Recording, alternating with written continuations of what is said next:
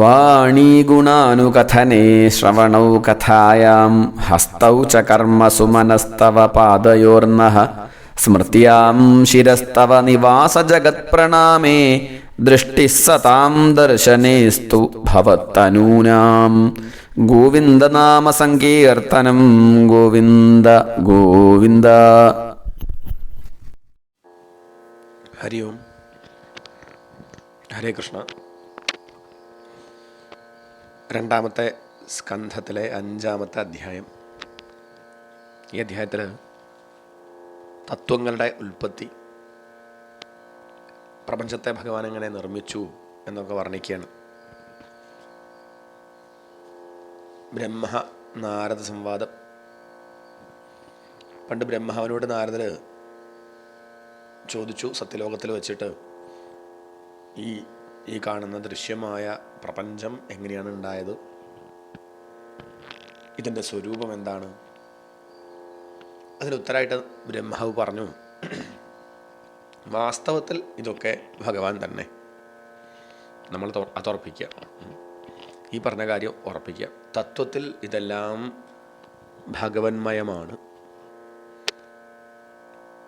പക്ഷേ നമുക്ക് അനുഭവത്തിൽ ഇത് ഭഗവാനിൽ നിന്ന് ഭിന്നമാണെന്ന് തോന്നുന്നുണ്ടല്ലോ. ഉണ്ട്. അതിന് കാരണം മായയാണ്. ആ മായയെ ജയിക്കലാണ് നമ്മുടെ ലക്ഷ്യം. അപ്പോൾ ഇതൊക്കെ ഒന്നായിട്ട് അനുഭവമാവും. ഈ മായയ്ക്ക് 3 ഗുണങ്ങളാണ്: സത്വം, രജസ്, തമസ്. ഈ ത്രിഗുണങ്ങളിൽ നിന്നാണ് ഈ കാണുന്നതൊക്കെ ഇങ്ങനെയൊക്കെയായി മാറിയത്. സത്വഗുണത്തിൽ നിന്ന് ഇന്ദ്രിയാധിഷ്ഠാന ദേവതകളും മനസ്സ്, ബുദ്ധി, അഹങ്കാരം, ചിത്തം, അന്ധക്കരണവൃത്തികൾ ഇതൊക്കെ ഉണ്ടായി. രജോ ഗുണത്തിൽ നിന്ന്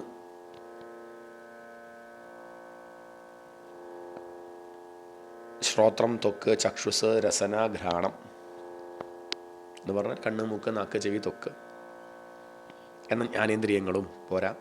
വാക്ക്, പാണി, പാദം, പായു, ഉപസ്ഥം, ഇങ്ങനെ 5 കർമ്മേന്ദ്രിയങ്ങളും ഉണ്ടായി. തമോ ഗുണത്തിൽ നിന്നോ ശബ്ദാദി, അതായത് ശബ്ദം, സ്പർശം, രൂപം, രസം, ഗന്ധം, ഇങ്ങനെയുള്ള 5 തന്മാത്രകളും, പിന്നെയോ ആകാശം, വായു, അഗ്നി, ജലം, ഭൂമി, ഇങ്ങനെ 5 ഭൂതങ്ങളും. ഇങ്ങനെ ആകെ നോക്കിയാൽ 24 തത്വങ്ങൾ.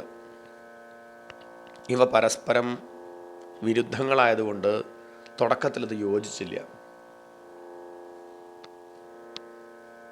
അവസാനം ഭഗവാൻ ഇതിലങ്ങോട്ട് പ്രവേശിച്ചു. ഭഗവാന്റെ ചൈതന്യം ഇതിൽ പ്രവേശിച്ചപ്പോൾ അത് തമ്മിൽ ചേർന്നു.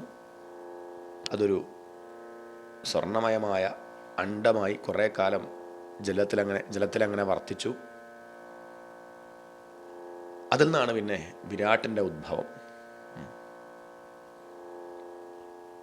ഈ ഒരു സംഗതിയാണ് ഈ ഒരു 5-ാമത്തെ അധ്യായത്തിൽ വിസ്തരിക്കുന്നത്. നോക്കാം നമുക്ക്. ഓം നമോ ഭഗവതേ വാസുദേവായ. ഓം നമോ ഭഗവതേ വാസുദേവായ. ഓം നമോ ഭഗവതേ വാസുദേവായ. അഥ 5-മോऽധ്യായ. നാരദ ഉവാച. ദേവദേവ നമസ്തേസ്തു ഭൂതഭാവനപൂർവജ തദ്വിജാനീഹി യജ്ഞാനം ആത്മതത്വനിദർശനം. ദേവദേവ നമസ്തേസ്തു ഭൂതഭാവനപൂർവജ തദ്വിജാനീഹി യജ്ഞാനം ആത്മതത്വനിദർശനം. നാരദ ഉവാച. നാരദർ പറഞ്ഞു. ആരോട് പറഞ്ഞു? ബ്രഹ്മാവിനോട് പറയാണ്. എന്താ പറയണത്? ദേവദേവ ജഗന്നാഥ, അല്ല, ദേവദേവ നമസ്തേസ്തു ഭൂതഭാവന പൂർവജ. ഇതൊക്കെ ബ്രഹ്മാവിനെ വിളിക്കുകയാണ്. പൂർവജ, എല്ലാവർക്കും മുമ്പ് ജനിച്ചവനാണ്. ദേവദേവനാണങ്ങ്. ഭൂതഭാവന, എല്ലാ ജീവജാലങ്ങളുടെയും സ്രഷ്ടാവ്. തേ നമഃ അസ്തു, അങ്ങയ്ക്ക് നമസ്കാരം ആണ്. നമസ്തേസ്തു. ആത്മതത്വ നിദർശനം. ആത്മതത്വനിദർശനം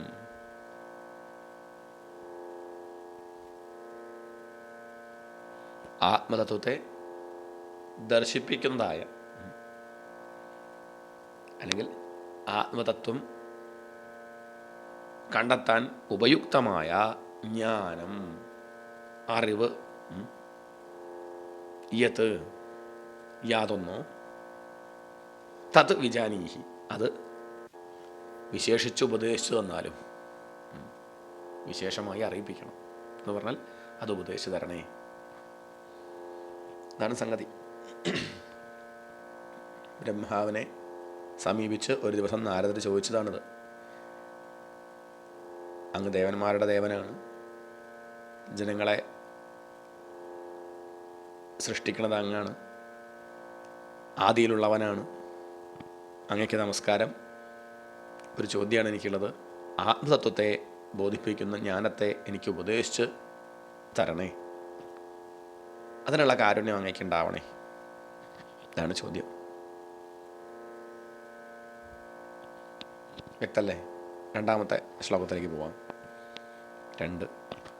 യദ്രൂപം യദധിഷ്ഠാനം യതഃ സൃഷ്ടമിദം പ്രഭോ യത് സംസ്ഥം യത് പരം യച്ച തത്തത്വം വദ തത്വതഃ.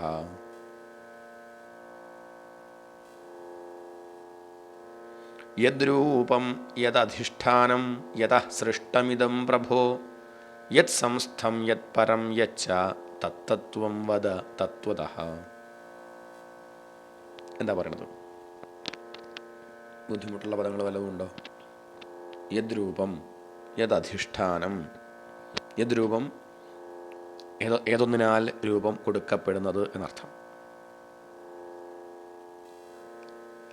യദധിഷ്ഠാനം എന്ന് പറയുമ്പോൾ ഏത് ആശ്രയമായത്, അധിഷ്ഠാനം ആശ്രയം. യതഃ സൃഷ്ടമിദം പ്രഭോ, യതഃ സൃഷ്ടം ഏതൊരുവനാൽ സൃഷ്ടിക്കപ്പെട്ടത്. യത് സംസ്ഥം ഏതൊന്നിലാണ് ലയിക്കുന്നത്. യത് പരം ഏതൊന്ന് അധീനമായതാണിത്. തത്തത്വം വദ തത്വതഃ അതിൻ്റെ ആ തത്വം യാഥാർത്ഥ്യം എന്നർത്ഥം. തത്വതഃ യഥാർത്ഥമായി വദ പറഞ്ഞു തന്നാലും, അതെന്തെന്നുള്ളത് വ്യക്തമായി പറഞ്ഞു തന്നാലും. ഹേ പ്രഭോ എന്ന് പറഞ്ഞാൽ അല്ലയോ മഹാത്മാവേ, ഈ രൂപം, ഈ പ്രപഞ്ചം, ഏത് രൂപം ഏതൊന്നിനാൽ രൂപം കൊടുക്കപ്പെടുന്നത് എന്നർത്ഥം. ഏതുവിധം രൂപത്തോടു കൂടിയത്, ഈ പ്രപഞ്ചത്തിൻ്റെ സ്വരൂപം എന്താണ് എന്നർത്ഥം. ചുരുക്കി പറഞ്ഞാൽ അത് മാത്രം പോരാ, ഇതെന്തിനെ ആശ്രയിച്ചാണ് നിൽക്കുന്നത്, ആരാണ് ഈ പ്രപഞ്ചത്തെ സൃഷ്ടിച്ചത്, നിലനിർത്തുന്നത് എങ്ങനെയാണ്, അവസാനം ഇത് ലയിക്കുന്നത് എവിടെയാണ്, ഇതിൻ്റെ പരമാർത്ഥം എനിക്ക് പറഞ്ഞു തരണേ. ഇതാണ് രണ്ടാമത്തെ ശ്ലോകത്തിൻ്റെ സാരം. നമുക്കൊന്നുകൂടി. യദ്രൂപം യദധിഷ്ഠാനം യതഃ സൃഷ്ടമിദം പ്രഭോ യത് സംസ്ഥം യത് പരം യച്ച തത്തത്വം വദ തത്വതഃ. മൂന്നാമത്തെ ശ്ലോകം. സർവം ഹ്യേതദ് ഭവാൻ വേദ ഭൂതഭവ്യഭവത് പ്രഭുഃ കരാമലകവത് വിശ്വം വിജ്ഞാനാവസിതം തവ. സർവം ഹ്യേതദ് ഭവാൻ വേദ ഭൂതഭവ്യഭവത് പ്രഭുഃ കരാമലകവത് വിശ്വം വിജ്ഞാനാവസിതം തവ.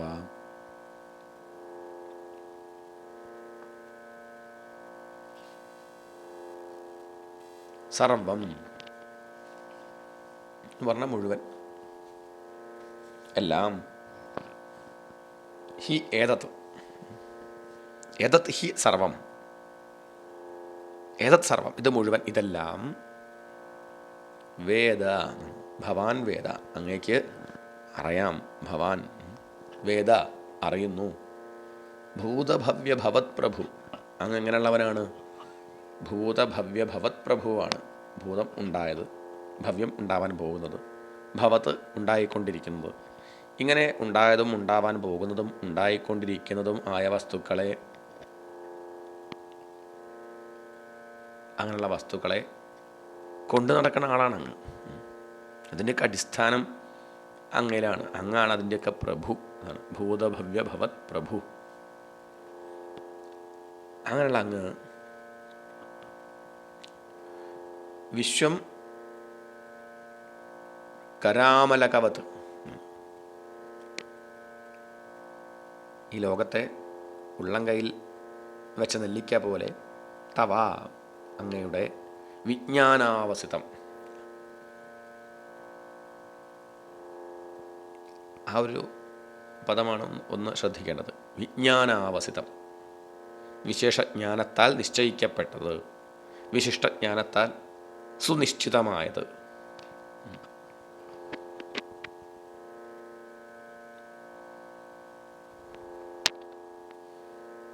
അറിവുകൊണ്ട് വ്യക്തമായിട്ട് മനസ്സിലാക്കിയവൻ. എന്താ പറയേണ്ടത് ഇവിടെ? സർവം ഹ്യേതത് ഭവാൻ വേദ ഭൂതഭവ്യഭവത് പ്രഭു.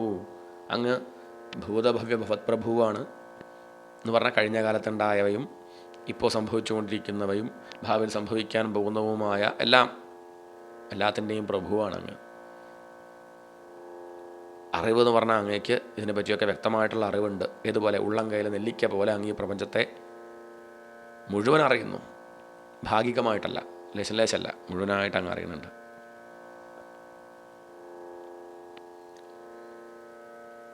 അതാണ് ഈ പറഞ്ഞതിൻ്റെ സാരം. 4-ാമത്തെ ശ്ലോകം നോക്കാം.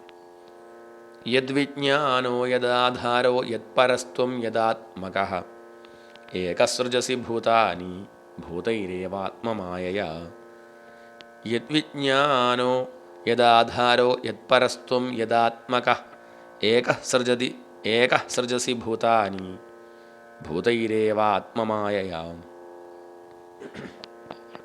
എന്താ പറയണത്?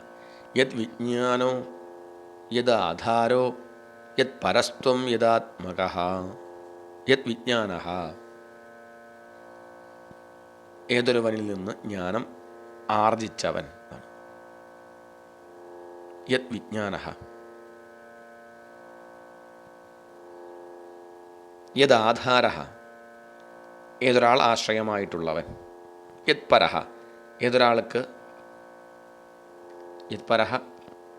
ഏതൊരാൾക്ക് ഒതുങ്ങി നിൽക്കുന്നവൻ, ആർക്ക് കീഴടങ്ങിയവൻ അർത്ഥം. യദാത്മകഃ, ഏതൊരു രൂപം എടുത്തവൻ, സ്വരൂപമുള്ളവൻ അർത്ഥം. ഏകഃ, ഒറ്റയ്ക്ക്, ആത്മമായയാ, തൻ്റെ മായ കൊണ്ട്, ഭൂതൈഹി ഏവ ഭൂതാനി സൃജസി, പഞ്ചഭൂതങ്ങളെ കൊണ്ട്, ഭൂതൈഹി ഏവ പറഞ്ഞുകൊണ്ട് പഞ്ചഭൂതങ്ങളെ കൊണ്ട് തന്നെ ഭൂതാനി ജീവജാലങ്ങളെ സൃജസി സൃഷ്ടിക്കുന്നു. ചോദ്യതാണ്.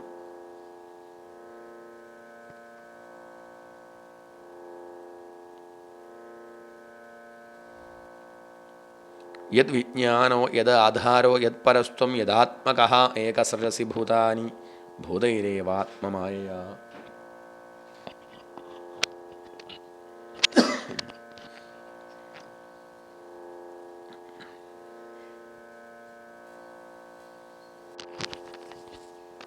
ബ്രഹ്മദേവനോടുള്ള ചോദ്യമാണ്.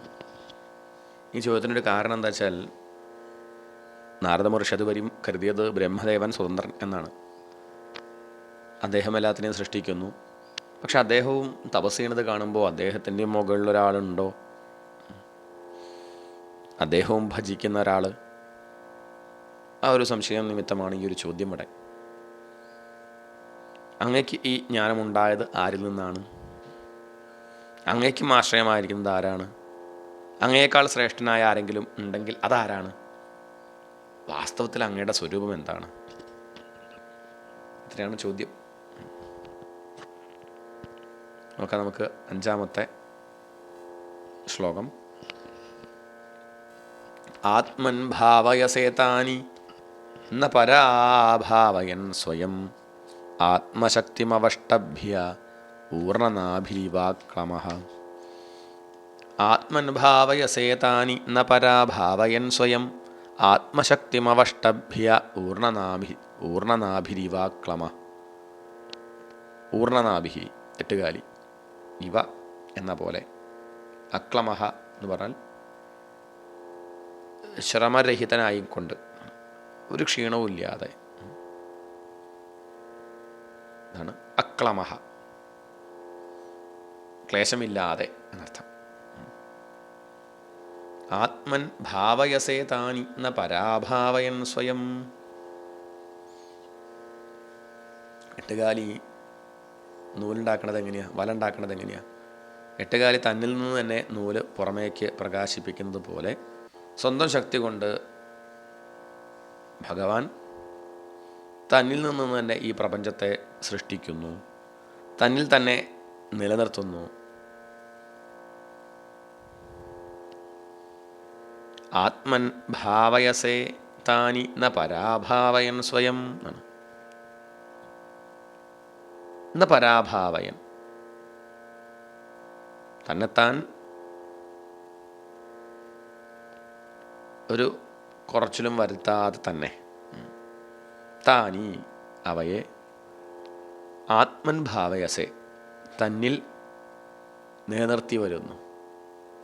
ഇതുപോലെ ഊർണനാഭിഹി ഇവ ആത്മശക്തിം അവഷ്ടഭ്യ അക്ലമഹ, എട്ടുകാലി എന്ന പോലെ തൻ്റെ ശക്തിയെ അവലംബിച്ച് ഒട്ടും ക്ലേശമില്ലാതെ, എട്ടുകാലി എന്ന ആ ഒരു പ്രാണി തന്നിൽ നിന്ന് ജനിപ്പിച്ച ആ ഒരു പശ കൊണ്ട് വല കെട്ടി ഉണ്ടാക്കുന്നത് പോലെ, അതും ഒരു പ്രയാസം എടുത്തിട്ടല്ല, ക്ഷീണമില്ലാതെ വളരെ സന്തോഷത്തോടെ ഒട്ടും വിഷമമില്ലാതെ ചെയ്യണം.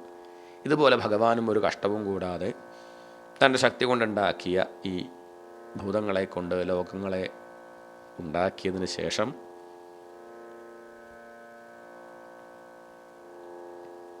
അതിനെ ഭഗവാൻ തന്നെ പരിപാലിക്കുന്നു ഒറ്റയ്ക്ക്. അതാണ് ഈ പറഞ്ഞതിൻ്റെ സാരം. എട്ടുകാലി തന്നിൽ നിന്ന് വല ഉണ്ടാക്കി പുറമേക്ക് പ്രകാശിപ്പിക്കുന്നത് പോലെ സ്വന്തം ശക്തി കൊണ്ട് ആ ഭഗവാൻ തന്നിൽ നിന്ന് തന്നെ ഈ പ്രപഞ്ചത്തെ സൃഷ്ടിച്ച് ആ വസ്തുക്കളെ പരിപാലിക്കുന്നു, രക്ഷിച്ചുകൊണ്ടിരിക്കുന്നു. അടുത്ത ശ്ലോകം 6. നാഹം വേദ പരം ഹ്യസ്മിന്നാപരം ന സമം വിഭോ നാമരൂപഗുണൈർഭാവ്യം സത് സത് കിഞ്ചിദന്യത. നാഹം വേദ പരം ഹ്യസ്മിന്നാപരം ന സമം വിഭോ നാമരൂപഗുണൈർഭാവ്യം സത് സത് കിഞ്ചിദന്യത. നാഹം വേദ, അഹം ന വേദ, ന വേദ അറിയുന്നില്ല.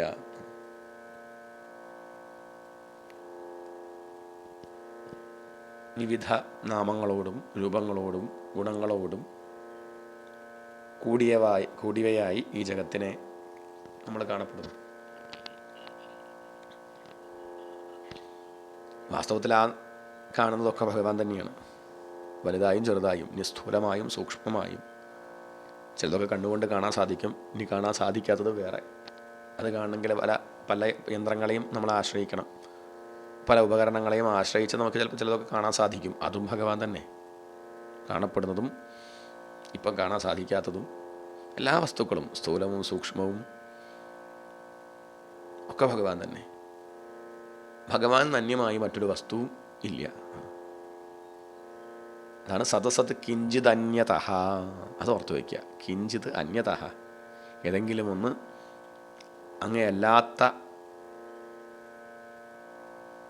അങ്ങയല്ലാത്തില്ല, അങ്ങയിൽ നിന്ന് അന്യമായ ഒന്നുമില്ല. യാതൊന്നും അന്യനിൽ നിന്ന്, അതാണ് അന്യത.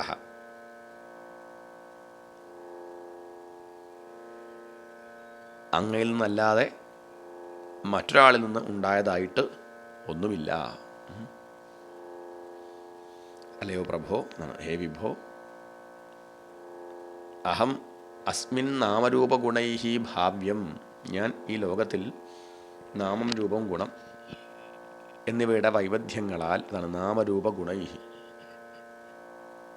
നാമവും രൂപവും ഗുണവും, നാമരൂപഗുണങ്ങളാൽ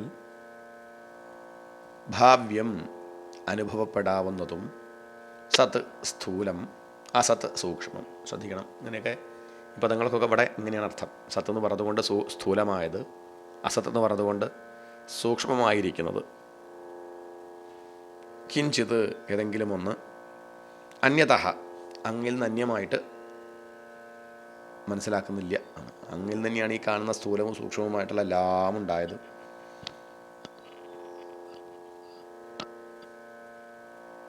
പരം ന വേദ അപരം ന സമം ന. പരം എന്ന് പറഞ്ഞാൽ ഒന്ന് ഉത്കൃഷ്ടം അല്ലെങ്കിൽ ഒരു നല്ലതിനെയും ന വേദ അറിയുന്നില്ല. അപരം ന ചീത്തയെയും ഇല്ല. സമം ന തുല്യ ഉള്ളതിനെയും ന ഇല്ല. ഈ വിശ്വത്തിൽ ഉത്തമം മധ്യമം അധമം എന്നുള്ള വ്യവഹാരത്തിന് വിഷയമായിട്ടുള്ളതും അതിലും വെച്ച് മനുഷ്യർ, ദേവൻ, പക്ഷി, മൃഗം ഇങ്ങനെ പല നാമങ്ങളും, 2 കാലുള്ള ഉള്ളത്, 4 കാലുള്ളത്, പിന്നെ വെളുപ്പ് കറുപ്പ് ഇങ്ങനെ ഭേദങ്ങൾ, നിറഭേദം,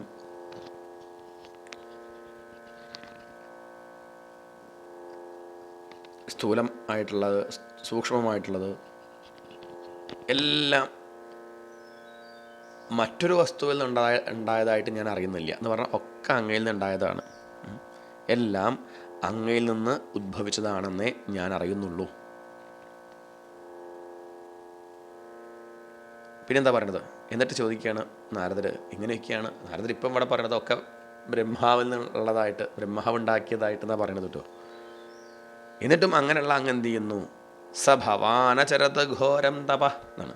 യത്തപ സുസമാഹിത എന്നാണ് 7ാമത്തെ ശ്ലോകം. നോക്കാം. സഭവാനചരത് ഘോരം യത്തപ സുസമാഹിത തേന ഖേദയസേനസ്ത്വം പരാശങ്കാം പ്രയച്ഛസി. സഭവാനചരത് ഘോരം, ആവിധമുള്ള ഭവാൻ അങ്ങ്, ഘോരം തീവ്രമായ തപസ്, സുസമാഹിത വളരെ നിഷ്ഠയോടുകൂടി, ഏകാഗ്ര നിഷ്ഠയോടുകൂടെ ആചരത്ത് ചെയ്യുന്നുവല്ലോ. അതുകൊണ്ടാണ് തേന സഹ, തേന നഹ, അതുകൊണ്ട് ഞങ്ങളെപ്പോലുള്ളവർക്ക് ഖേദയസേ വിഷമം തോന്നുകയാണ്. ത്വം പരാശങ്കാം പ്രയച്ഛസി. ത്വം പരാശങ്കാം, അങ്ങ് മറ്റൊരു ഈശ്വരനുണ്ടോ ആണ്, അങ്ങയിൽ നിന്ന് അന്യനായി വേറൊരു ഈശ്വരനുണ്ടോ എന്ന ശങ്ക, ആ ഒരു സംശയത്തെ അങ്ങ് ഉണ്ടാക്കി തരികയാണ്. ഇങ്ങനെ അങ്ങ് കണ്ണടച്ചങ്ങനെ ഇരിക്കുമ്പോൾ ഞങ്ങൾക്ക് തോന്നുകയാണ് ഇനി വേറൊരു ഈശ്വരനുണ്ടോ അങ്ങയുടെ മുകളിൽ. അങ്ങ് ഏകാഗ്രചിത്തനായിട്ട് കഠിനമായ തപസ്സാചരിക്കുന്നത് കാണുമ്പോൾ ഞങ്ങൾക്ക് മോഹം ജനിക്കുകയാണ്. അങ്ങയ്ക്ക് ഭജിക്കാൻ യോഗ്യനായ ഒരു ദേവൻ ഉണ്ടല്ലോ അല്ലേ, അങ്ങനെ ഒരു ശങ്ക ഞങ്ങൾക്ക് ഉണ്ടാക്കുകയാണ്. അങ്ങനെ ഉണ്ടോ? അങ്ങനെ ഉഗ്രമായ തപസ് ചെയ്യുന്നത് കാണുമ്പോൾ അങ്ങേക്കാൾ ശ്രേഷ്ഠനായി ആരെങ്കിലും ഉണ്ടോ എന്നൊരു ശങ്ക എനിക്കുണ്ടാവുന്നുണ്ട്. സർവജ്ഞനും സർവേശ്വരനുമായിട്ടുള്ള അങ്ങ് അത് എനിക്ക് മനസ്സിലാക്കത്തക്ക വിധത്തിൽ പറഞ്ഞു തരണേ എന്ന് പ്രാർത്ഥിക്കുകയാണ്. 8ാമത്തെ ശ്ലോകം നോക്കൂ.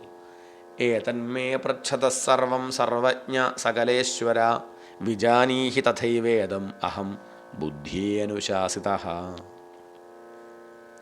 വിസ്തരിക്കേണ്ട കാര്യമൊന്നുമില്ല, അത് പെട്ടെന്ന് മനസ്സിലാവും. ഏതന്മേ പൃച്ഛത സർവം, ഇതേക്കുറിച്ച് മേ എന്നോട് പറഞ്ഞു തരണേ എന്നാണ്.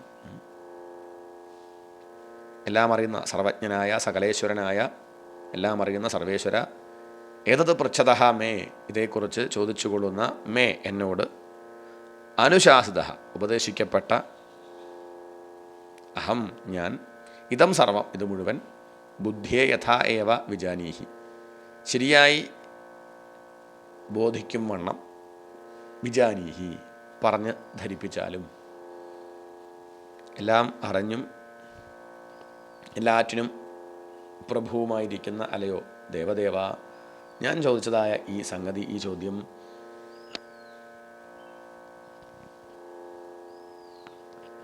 അങ്ങയാൽ ഉപദേശിക്കപ്പെട്ട ഞാൻ ഏതുവിധമായാൽ നന്നായി അറിയുമോ ആ വിധം എല്ലാം എന്നെ അറിയിപ്പിക്കണേ. എനിക്ക് മനസ്സിലാകത്തക്ക വിധത്തിൽ പറഞ്ഞു തന്നാലും. അങ്ങറിഞ്ഞതുപോലെ പറയാന്നുള്ളത് മാത്രമല്ല, അല്പബുദ്ധിയുള്ളൂ എനിക്ക് മനസ്സിലാവുന്ന വിധം അങ്ങ് ഞാൻ ഈ ചോദിച്ചതിനുള്ള മറുപടി പറയണേ എന്ന് പറഞ്ഞ ഈ നാരദ മഹർഷി തൻ്റെ ആ ചോദ്യം നിർത്തുകയാണ്. പിന്നെ ബ്രഹ്മാവ് മറുപടി പറയുകയാണ്. എന്താ ബ്രഹ്മാവ് പറയണത്? ബ്രഹ്മോവാച സമ്യക് കാരുണികസ്യേദം വത്സ തേ വിചികിത്സിതം യദഹം ചോദിത സൗമ്യ പരധർമ്മ പ്രദർശനേ.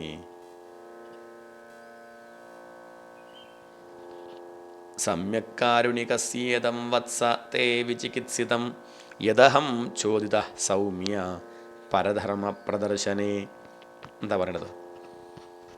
സമ്യക് കാരുണികസ്യേദം വത്സ, വത്സ പറഞ്ഞ അല്ലയോ പുത്ര, കാരുണികസ്യ തേ ഇതം, കരുണയുള്ളവനായ കരുണയോടുകൂടിയ തേ നിൻ്റെ, വിചികിത്സിതം അതിന് മുമ്പ് നമ്മൾ കണ്ടു ഈ പദം, സംശയം സന്ദേഹം എന്നൊക്കെ അർത്ഥം. നിൻ്റെ ഈ സംശയം സമ്യക് നന്നായിരിക്കുന്നു. കാരണം ഇങ്ങനെയുള്ള സംശയം ഉണ്ടാവണം, ഈ ചോദ്യമൊക്കെ ഉണ്ടാവണം. മനുഷ്യനായാൽ ചോദ്യം ചോദിക്കണം, മനുഷ്യനെ ചോദ്യം ചോദിക്കുള്ളൂ. ആ ചോദ്യം എവിടെ എത്തണം? ഇവിടെ എത്തണം. എവിടുന്ന് ഇതൊക്കെ ഉണ്ടായി? ആര് നിലനിർത്തുന്നു? എവിടേക്ക് ചെന്ന് ലയിക്കുന്നു? അതിൻ്റെ ഉത്തരമാണ് ബ്രഹ്മം. വാസ്തുവിലൊന്നും ഉണ്ടായിട്ടില്ല, എന്തുണ്ടാവാൻ? ഉള്ളതൊന്നു മാത്രം ബ്രഹ്മം. ബാക്കിയുള്ളതൊക്കെ നമുക്ക് തോന്നുകയാണ്. ഉള്ളത് ഉണ്ടായതായിട്ട് തോന്നി, നിലനിൽക്കുന്നതായിട്ട് തോന്നുന്നു, നശിക്കുന്നതായിട്ട് തോന്നുന്നു. ഉള്ളത് ഈശ്വരൻ മാത്രം, അവിടേക്ക് എത്തിക്കുകയാണ്. പക്ഷെ ആ ഒരു തത്വം ബോധിക്കണമെങ്കിൽ തുടക്കത്തിൽ ഈ ചോദ്യം കൂടിയേ തീരൂ. ഈ ചോദ്യമുള്ളവനല്ലേ ഉത്തരം വേണ്ടു. അതുകൊണ്ട് അതിൻ്റെ ഈ ചോദ്യം നന്നായി.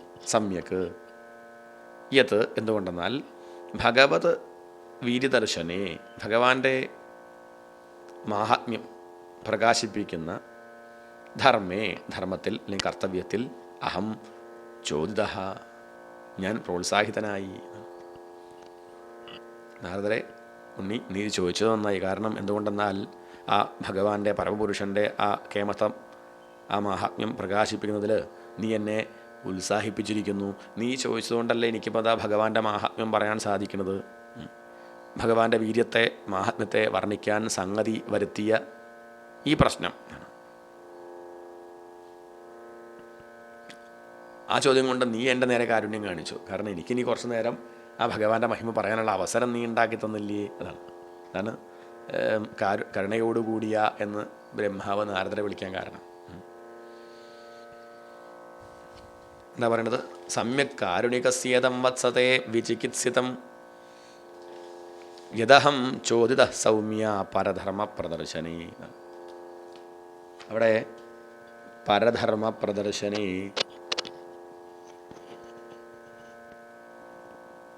വ്യക്തല്ലേ?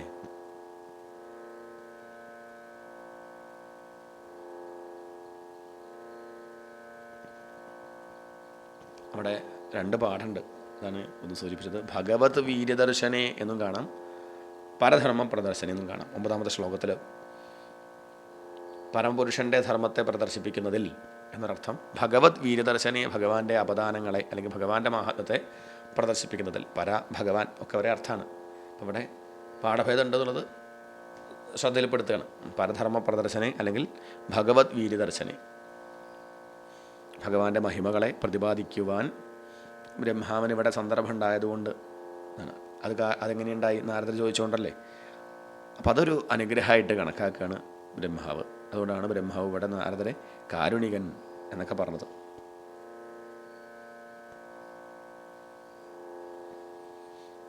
ബ്രഹ്മദേവൻ പറയാണ് നാരദരോട്, നിൻ്റെ ചോദ്യം വളരെ നന്നായി. കാരണം ഭഗവാന്റെ മഹിമയെ പ്രകാശിപ്പിക്കുവാനുള്ള ഒരു സന്ദർഭം ഈ ചോദ്യം കൊണ്ടുണ്ടായി എനിക്ക്. അപ്പം നീ എനിക്കൊരു വലിയൊരു ഉപകാരമാണ് ചെയ്തത്. കാരുണ്യം, നിൻ്റെ കാരുണ്യം കൊണ്ട് ആണ് നീ എന്നോട് ഈ ചോദ്യം ചോദിച്ചത് എന്ന് പറയും. ശരി, 10ാമത്തെ ശ്ലോകം. താനൃതം നാനൃതം നാനൃതം തവ തച്ചാപി യഥാമാം പ്രബ്രവീഷി ഭോ അവിജ്ഞായ പരമത്ത ഏതാവത്വം യതോ ഹി മേ. നാനൃതം തവ തച്ചാപി യഥാമാം പ്രബ്രവീഷി ഭോ അവിജ്ഞായ പരമത്ത ഏതാവത്വം യതോ ഹി മേ. നാനൃതം, ന അനൃതം എന്നർത്ഥം. ന അനൃതം തവ തച്ചാപി, ന അനൃതം കളവല്ല എന്നാണ്. ന അനൃതം, കളവാവില്ല, അസത്യമാകയില്ല എന്നർത്ഥം. എന്താ സത്യമാവില്ല? തച്ച അപി എന്നാണ്. പ്രബ്രവീഷി, അല്ലേ നാരദരെ, എന്നെ ഏത് പ്രകാരത്തിലാണോ മാം യഥാ പ്രബ്രവീഷി പുകഴ്ത്തി പറയുന്നുവോ, തവ നിന്റെ, തത് ച അപി ആ പുകഴ്ത്തലും ന അനൃതം അസത്യമാവില്ല. എന്തുകൊണ്ടെന്നാൽ ഹി മേ എനിക്ക് യഥാവത്വം ഇത്രത്തോളം മഹത്വം യതഹ എവിടെ നിന്ന്, യാതൊരുവനിൽ നിന്നാണോ ഉണ്ടായിരിക്കുന്നത് അങ്ങനെയുള്ള മത്തഹ എന്നേക്കാൾ പരം മിതയുള്ളവനെ അവിജ്ഞായ അറിയാതെ പറഞ്ഞതാണല്ലോ. നാരദരോട് പറയണം, നീ പറഞ്ഞത് ശരി തന്നെയാണ്, നീ എന്നെ പുകഴ്ത്തിയതൊന്നും ഇനിയിപ്പം അത് കളവല്ല, എനിക്കെത്രത്തോളം മഹിമയുണ്ടോ അതൊക്കെ ആ ഭഗവാന്റെ മഹിമനെയാണ്. എന്നെക്കാൾ ശ്രേഷ്ഠനായ ആ പരമാത്മാവിനെ അറിയാത്തത് കൊണ്ടാണ് നീ ഇപ്പം ഇതൊക്കെ എൻ്റേന്ന് വിചാരിച്ചത്. അത് തെറ്റൊന്നുമില്ല. നീ എന്നെ ജഗത്തിൻ്റെ സൃഷ്ടാവും രക്ഷിതാവും സംഹർത്താവുമായിട്ട് പറഞ്ഞു. അത് കളവല്ല, എന്നാ അനൃതം, അത് കളവായിട്ട് പറയാൻ വയ്യ. അങ്ങനെ പറയാം, തെറ്റൊന്നുമില്ല. പക്ഷേ നീ മനസ്സിലാക്കേണ്ട കാര്യം, ഞാനല്ല അത് ചെയ്യണത്, ഞാനൊരു ചട്ടുകം മാത്രം. പായസം ഉണ്ടാക്കണ ചട്ടുകല്ലല്ലോ, ദഹനക്കാരനല്ലേ. ഒരു കവിത എഴുതിയതിൽ കടലാസ് പറയാണ്, ഞാനാണ് ഈ കവിത എഴുതിയത്. മഷി പറഞ്ഞു ഞാനാണെന്ന്. പിന്നെ പറഞ്ഞു, നിങ്ങൾ രണ്ടുപേരുണ്ടായിട്ട് കാര്യമില്ല, ഞാൻ ആണിത് എഴുതിയത്. കവി ചിരിച്ചും കൊണ്ട് പറഞ്ഞു, അല്ല, ഞാനാണ് എഴുതിയത്. കവിയുടെ മനസ്സിലാദ്യം ഈ കവിത വന്നില്ലേ, അതിൻ്റെയും പിന്നിൽ കവിക്ക് എഴുതാനുള്ള ബോധം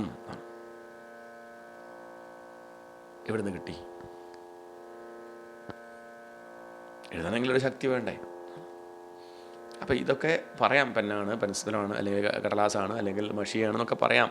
പക്ഷെ പ്രധാനം അതൊന്നും തെറ്റാന്ന് പറയണില്ല, ഒക്കെ ആ തലത്തിൽ ഇങ്ങനെ പറയാം. പക്ഷെ അവസാനം നമുക്ക് മനസ്സിലാവും, ആലോചിച്ച് പോയാൽ, ഇത് ആ ഭഗവാന്റെ മഹിമ. ആത്മാവിനെ അറിയാത്തത് കൊണ്ടാണ് ഇങ്ങനെയൊക്കെ പറഞ്ഞത്.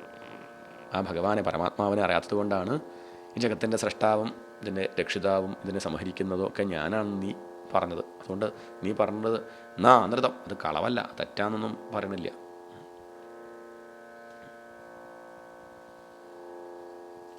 ഒന്നുകൂടി നോക്കാം.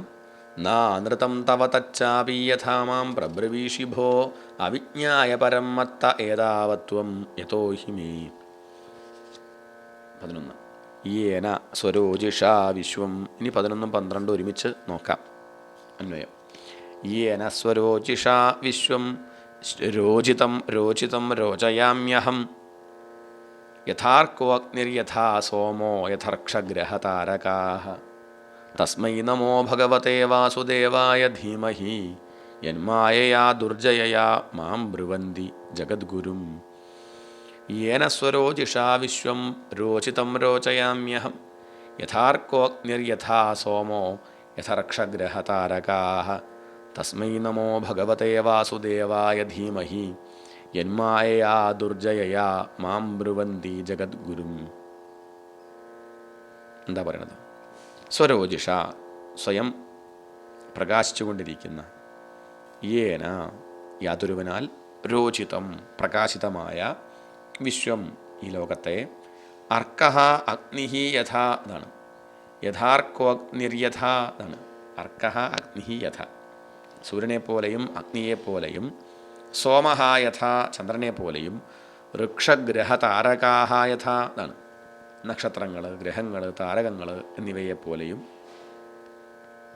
അഹം ഞാൻ, രോചയാമി സൃഷ്ടിയിലൂടെ പ്രകാശിപ്പിക്കുന്നു. ദുർജയയാ യന്മായയാ മാം ജഗദ്ഗുരും ബ്രുവന്തി.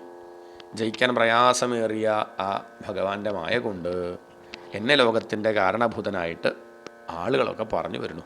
തസ്മൈ ഭഗവതേ വാസുദേവായ നമഃ. അങ്ങനെയുള്ള ആ ജ്ഞാനൈശ്വര്യ അല്ലെങ്കിൽ ജ്ഞാനൈശ്വര്യാദി പൂർണ്ണനായ ആണ് ഭഗവാൻ വാസുദേവന് നമസ്കാരം.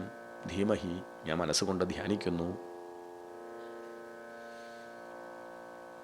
സൂര്യനും ചന്ദ്രനും അഗ്നിയും ഈ ലോകത്തെ പ്രകാശിപ്പിക്കുന്നത് പോലെയാണ് പരമാത്മാവായ ഭഗവാൻ സൃഷ്ടിച്ച പ്രപഞ്ചത്തെ ഞാൻ ഇവിടെ പ്രകടമാക്കുന്നത്.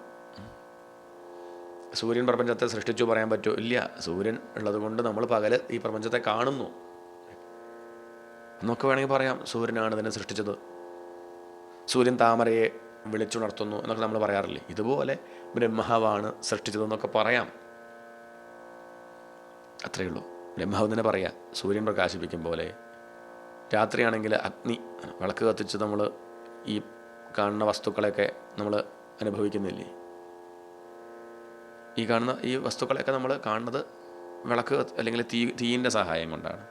അപ്പോൾ തീയാണ് ഇതായി കാണുന്നതിനെ ഉണ്ടാക്കിയത്. ഇരുട്ടത്തിരിക്കുമ്പോൾ ഒന്നുമില്ല, വിളക്ക് കത്തിച്ചപ്പോൾ അതാ ഒക്കെ ഉണ്ടായി. അപ്പോൾ വേണമെങ്കിൽ പറയാം ഈ തീയാട്ടപ്പോൾ ഇതിനൊക്കെ ഉണ്ടാക്കിയത്, ഈ ടോർച്ചാട്ടപ്പോൾ ഇതിനൊക്കെ ഉണ്ടാക്കിയത് എന്നൊക്കെ പറയാം. ഇതുപോലെയാണ് ബ്രഹ്മാവ് ഉണ്ടാക്കിയെന്ന് പറയണത്. അല്ല, ബ്രഹ്മാവ് ഉണ്ടാക്കിയിട്ടൊന്നുമില്ല, ബ്രഹ്മാവ് പ്രകാശിപ്പിക്കുന്നു, അത്രയേ ഉള്ളൂ.